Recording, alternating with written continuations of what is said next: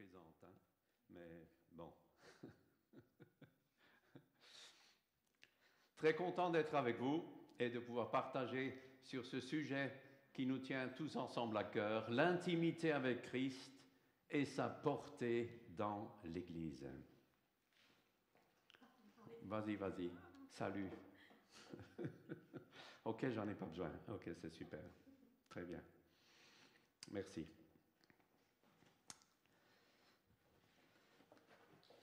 Pour ce sujet, je m'adresserai bien sûr à la parole de Dieu. Et bien sûr, je prends dans Philippiens, l'épître de Paul aux Philippiens. Et je prends dans le chapitre 3, que nous lirons après. Pour vous raconter un peu le contexte, très rapide. Vous connaissez la Bible, vous connaissez le Nouveau Testament. Je pense que vous êtes bien à l'aise dans la lecture de la parole de Dieu. Et ça me réjouit énormément de trouver toujours à nouveau des bien-aimés qui sont à l'aise dans dans la lecture de la parole de Dieu et en fin de compte qui commencent à apprécier ou qui apprécient de plus en plus la richesse de ce que Jésus-Christ nous a donné et de ce que Dieu veut faire dans notre existence. L'apôtre Paul était en prison à Rome, en prison à cause de son témoignage. Et dans cette prison, il écrit une lettre aux Philippiens parce qu'il se rappelle très bien que les Philippiens l'avaient aidé. Il lui avait envoyé un don, il l'avait aidé matériellement, il l'avait soutenu. Et la ville de Philippe était en fin de compte l'église qui est la première qui avait été fondée sur le terrain européen. C'est qu'en montant dans son deuxième voyage, en témoignant qu'il a été dans cette ville, ou dans cette ville, il a trouvé à l'extérieur de la ville un lieu où il y avait des femmes qui priaient ensemble. Et à ce lieu où les femmes priaient ensemble, il y avait aussi Lydie, une femme parmi les autres. Et c'est là que l'église est née, la première église en Europe. Et dans cette prison, ce que Paul écrit à cette église est complètement marqué par la joie. Et on peut se poser la question quand même, emprisonné injustement à cause du témoignage de l'Évangile, ayant dit la vérité, ayant communiqué le message, la bonne nouvelle de Jésus, et voilà, emprisonné, et Paul écrit de la joie. Dans son premier chapitre, dans cette épître, il exprime sa joie dans la souffrance. Il la décrit. Dans le deuxième chapitre, il parle de sa joie dans le service. Dans le troisième chapitre, il parle de sa joie dans la foi, dans la confiance en Dieu. Et dans le quatrième chapitre, il encourage les autres à rentrer dans la joie, à rentrer dans cette joie, à avoir une communion fraternelle joyeuse et à trouver l'aide dans ce Dieu qui donne la joie. Alors, je voulais dire, en regardant Paul dans la prison, je me suis dit, alors Paul, dis-nous comment tu as fait pour avoir cette joie tout en étant injustement en prison. Il doit y avoir une clé, quoi. Quelque part, tu as trouvé une clé pour vivre cela.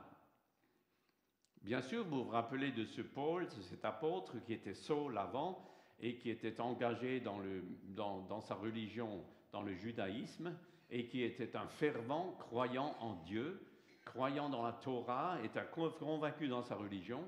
Et lorsqu'il était sur le chemin de Damas, en train d'être en voyage pour persécuter les chrétiens, pour ceux qui croyaient que Jésus était le Messie, il ne le supportait pas, puisque pour lui, Jésus n'était pas le Messie à l'époque-là. Là, sur le chemin de Damas, il est rencontré, arrêté par Dieu, il est aveugle, et c'est un autre serviteur, Ananias, qui doit être appelé par Dieu pour le rencontrer et pour qu'il découvre la vue. C'est l'un et l'autre.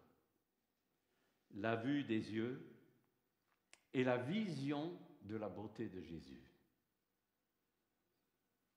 Il fallait les deux.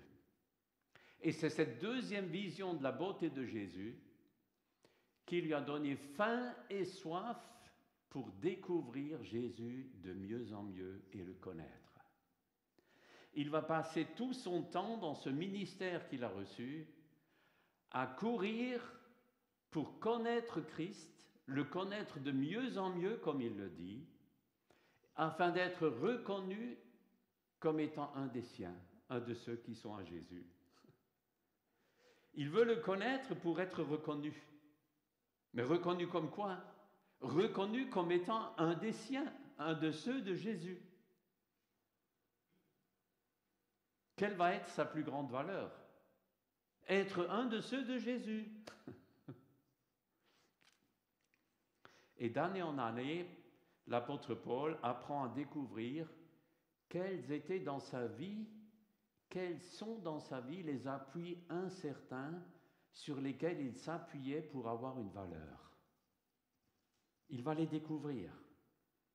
Parce que dans sa bonté, le Saint-Esprit qu'il a reçu va le conduire à découvrir quelle est sa vie et comment elle fonctionne. Dieu ne nous transforme pas en nous rendant aveugles.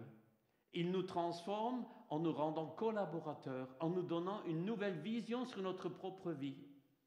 Le voir, lui, donne une autre vision sur ma vie. Le connaître, lui, me permet de me connaître, moi. Il découvre que certains renoncements dans sa vie vont être des gains et que certaines pertes vont être des bénéfices. Pas logique, hein? Et pourtant fait partie des principes divins. Dans la société dans laquelle il est fonctionné, Paul, il y avait les habitudes culturelles comme dans chaque société, il avait reçu une formation qui était reconnue, il avait une connaissance intellectuelle qui le valorisait et qui valorisait sa place et sa personne, et il a fait partie des élites dans son domaine de spécialisation, dans son statut social.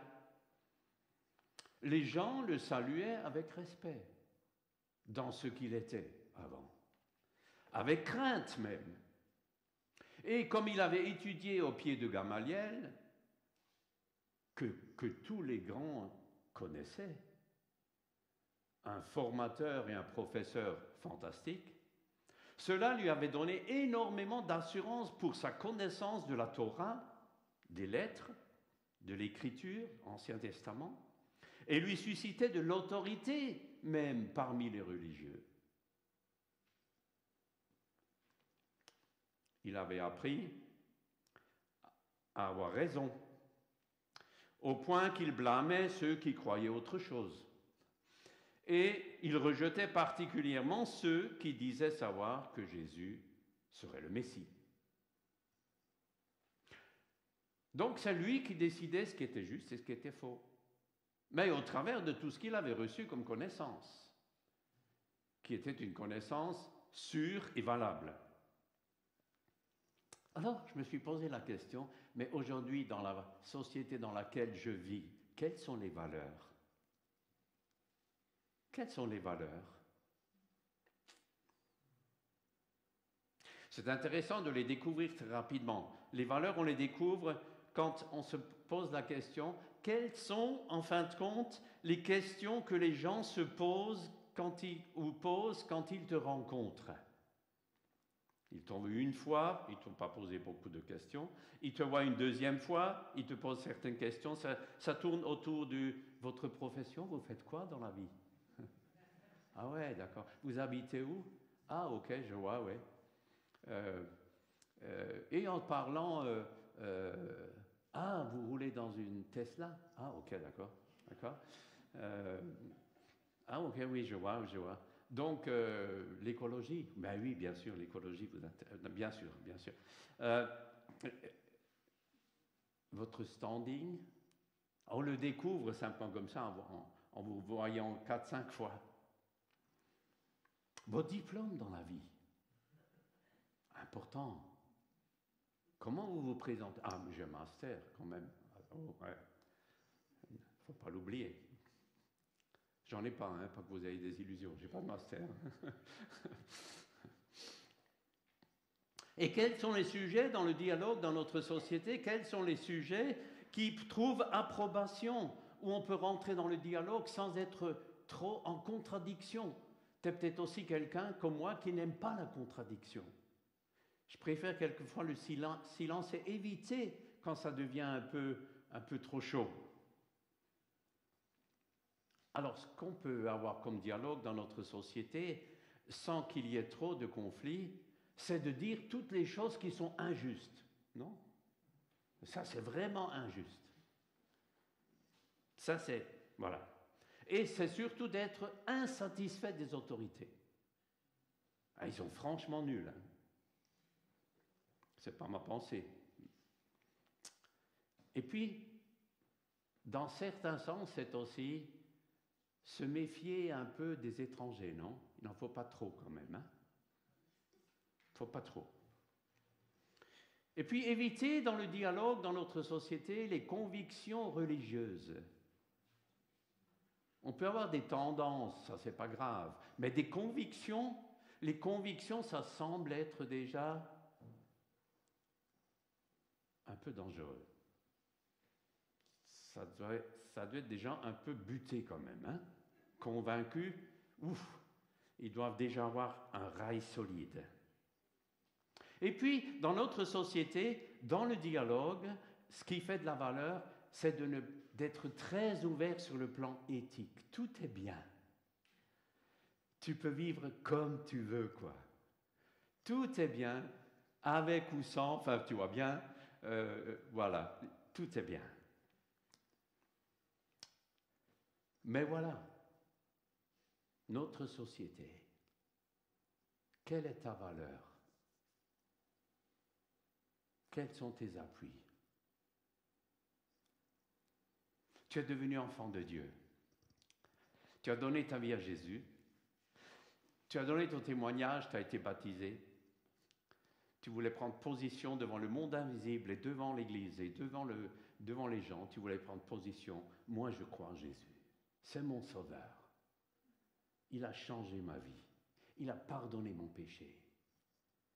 Et maintenant, comment découvrir, comment vivre pour être à l'aise dans cette société et être rassuré de ses propres valeurs en étant enfant de Dieu.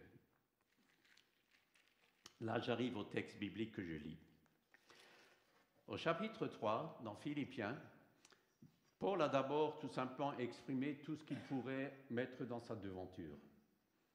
Il a d'abord dit, avant que je lis le texte, il a d'abord dit « Mais moi, je suis juif et j'ai une bonne origine, j'ai été bien formé, etc. » Et j'aurais de quoi me vanter comme tous ceux qui voudraient se vanter de la valeur qu'ils ont. Puis, il dit, dans ce texte que vous avez devant vous, il dit les choses suivantes, et je lis le texte. Toutes ces choses constituaient à mes yeux un gain, mais à cause du Christ, je les considère désormais comme une perte.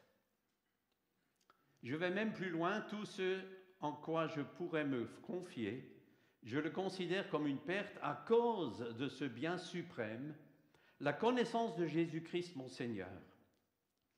À cause de lui, j'ai accepté de perdre tout cela. Oui, je le considère comme bon à être mis au rebut afin de gagner le Christ. Mon désir est d'être trouvé en lui, non pas avec une justice que j'aurais moi-même acquise en obéissant à la loi, mais avec la justice qui vient de la foi en Christ et que Dieu accorde à ceux qui croient. C'est ainsi que je pourrais connaître le Christ, c'est-à-dire exprimer la puissance de sa résurrection et avoir part à ses souffrances en devenant semblable à lui, jusque dans sa mort, afin de parvenir, quoi qu'il arrive, à la résurrection d'entre les morts. Non, certes, je ne suis pas encore parvenu au but, je n'ai pas atteint la perfection, mais je continue à courir pour tâcher de saisir le prix, car Jésus-Christ s'est saisi de moi.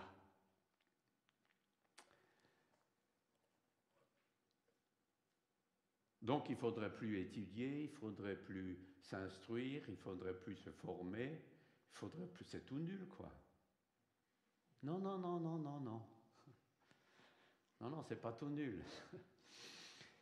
Il faut continuer à réaliser que nous vivons sur Terre et qu'il nous faut des valeurs pour vivre dans cette société et des valeurs pour recevoir l'argent que nous méritons si nous travaillons, et des valeurs pour pouvoir subvenir aux besoins de nos familles, subvenir aux besoins terrestres. Mais là n'est pas notre valeur réelle. Là n'est pas notre appui. Parce que nous savons tout ça, ça peut nous être enlevé et ça peut perdre sa valeur dans la société. Vous le savez vous-même, combien de gens s'écroulent lorsque d'un coup c'est chômage.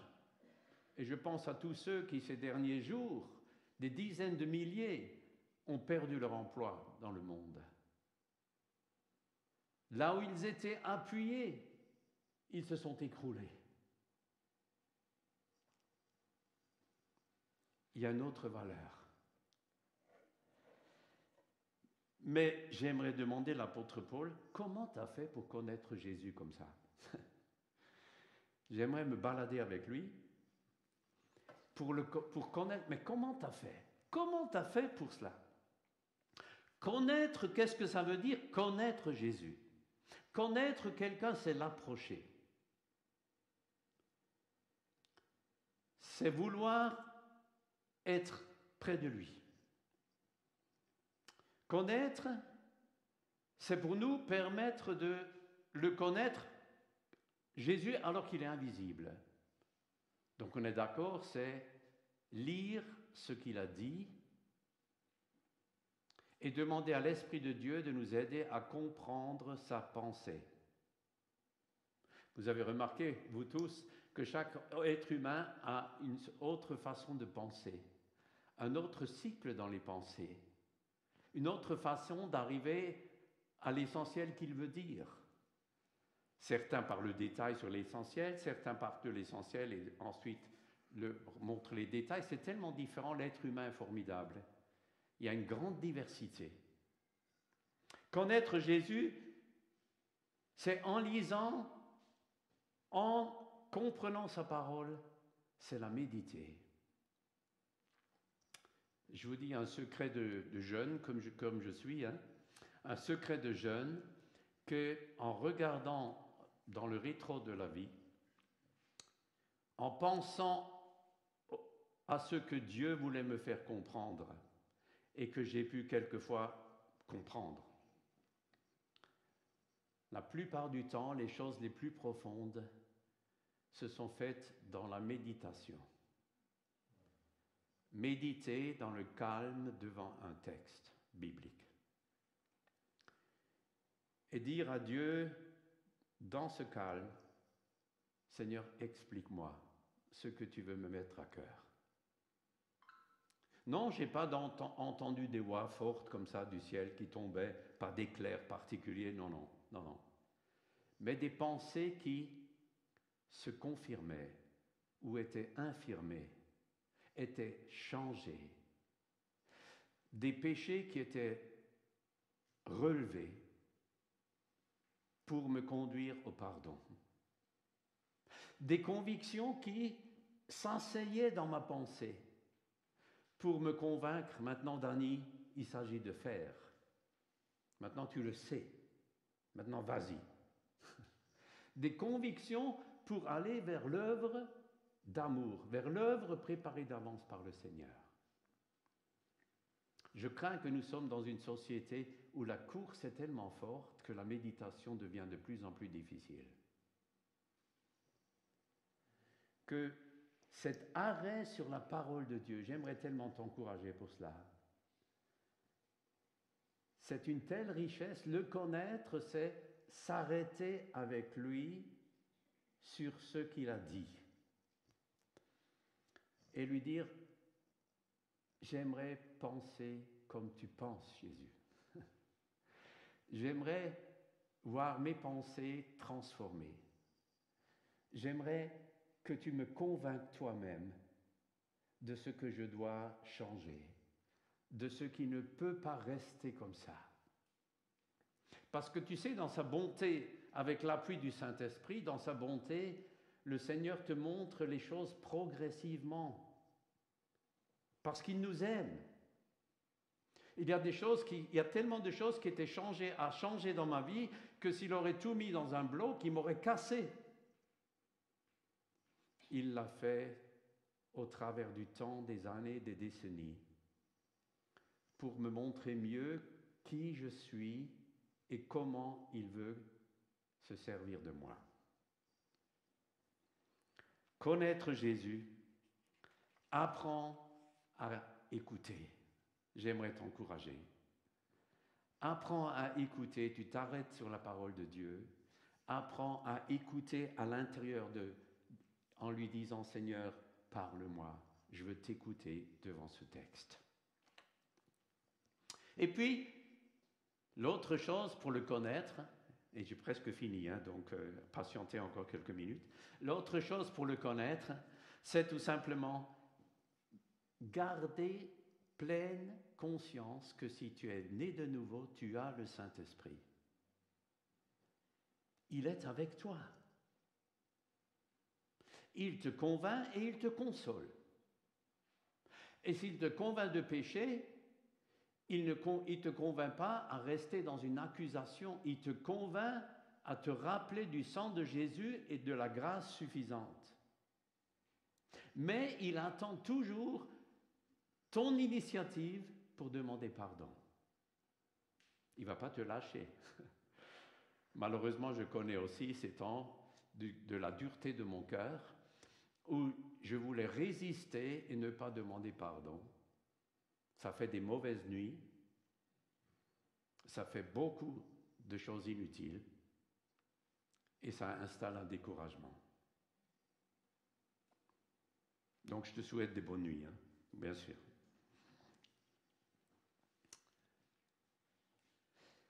Puis la marche avec Jésus, c'est une marche qui commence à la découverte de Jésus et qui continue à la découverte du Seigneur. Ce n'est pas tout à fait la même chose. Parce que tu découvres Jésus ton sauveur, tu découvres Jésus ton ami, tu découvres Jésus le pardon. Formidable. Extraordinaire. Et tu vas plus loin et puis tu découvres les domaines de la vie où il n'est pas encore Seigneur. Progressivement. Tu as pourtant pensé, mais non, mais c'est lui, c'est lui qui est le chef de ma vie. Et puis d'un coup, tu découvres, mais il y a tant de choses qui, sur le chemin, ôtent ma relation intime avec lui, parce qu'il n'en a pas encore la seigneurie sur ce domaine-là. Il n'est pas encore celui où j'ai lâché, où j'ai dit, Seigneur, je veux que dans ce domaine, je te donne toute autorité dans ce domaine. Bien sûr, on aimerait tous dire, mais dans tous les domaines, Seigneur, je suis d'accord, il n'y a aucun souci. Oui, c'est bien, c'est une bonne attitude.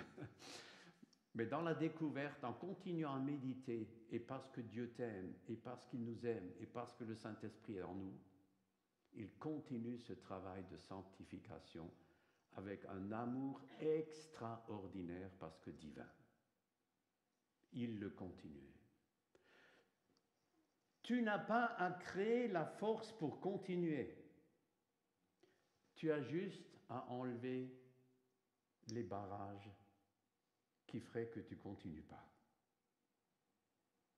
Ce n'est pas ton effort qui te fait grandir, mais c'est cet accord lorsque tu es devant lui, de demander pardon, d'être d'accord pour un changement intérieur, de lâcher certaines choses parce que inutiles, à ses yeux inutiles.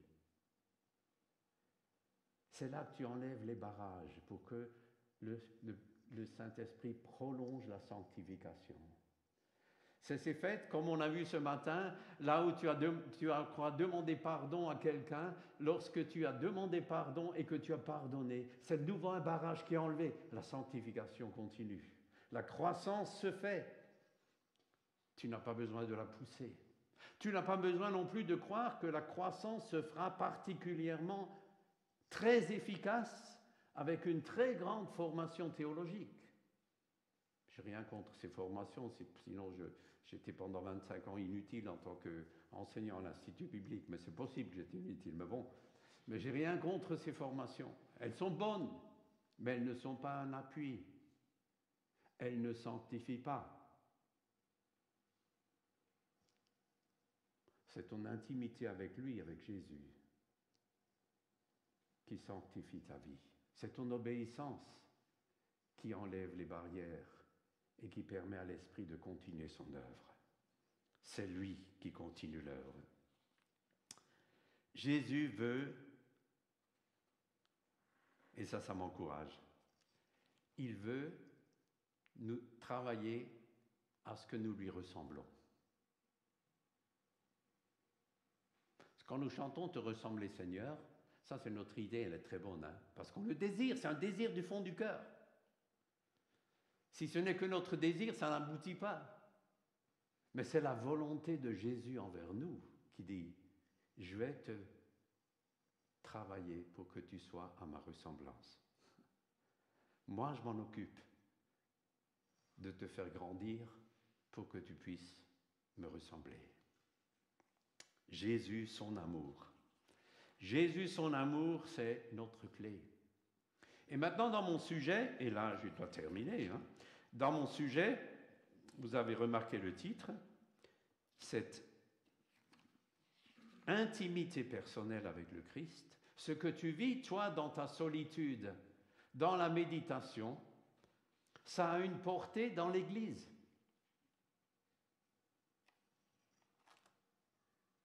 Pourquoi? Parce que dans l'intimité avec le Christ, nous devenons vrais. Il faut très longtemps dans la vie pour devenir vrai. Je ne sais pas si j'y suis.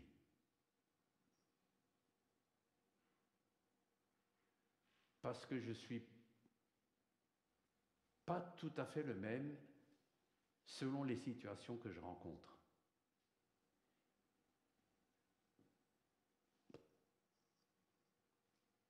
Je veux continuer à ce que la vérité soit totale.